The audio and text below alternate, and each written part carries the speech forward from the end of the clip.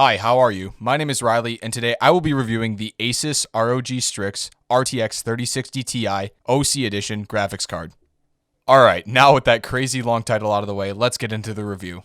Around winter of 2020, I was looking to build a new system, and I actually got lucky enough to purchase this card on December 3rd, 2020 from Newegg.com. I don't know how I did it in the current market, but it was a miracle. I ended up paying around $519 for this without shipping and tax, and while that may seem pretty reasonable for a high-end Strix card like this, it is over $100 more than the 3060 Ti Founders Edition and slightly more than other AIB models, so you will have to take that into consideration if you ever get the chance to buy this card.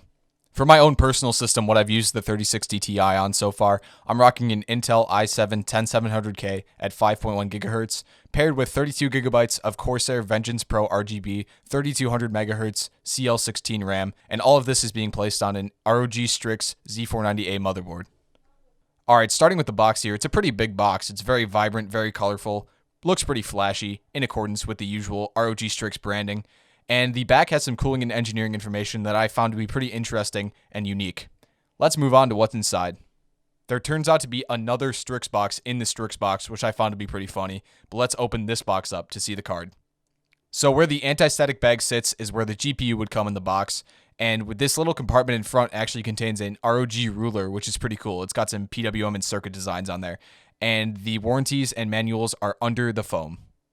Alright, after all that, let's get on to the card. In my opinion, this is the best looking 30 series graphics card on the market.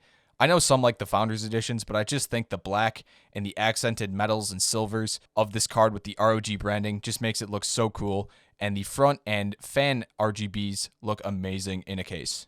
For power, this card has two PCIe 8-pin connectors, and for PCIe gens, it supports both 3.0 and 4.0. For cooling, this card has three ASUS Axial Tech Design fans on the bottom. They spin in different directions, which is a new ASUS innovation that I find pretty cool, and I think the cooling does a really good job. I've never seen this card go above 65 degrees Celsius. The card also features a dual BIOS mode, performance mode, or quiet mode, which is useful for different use cases. Alright, moving on. I will not be providing any benchmarks in this video, as I don't really have a benchmark test setup, and I do not have any other cards to compare this to, so if you want that data, go look at guys like Jay's 2 Cents or Gamers Nexus for their videos on the 3060 Ti.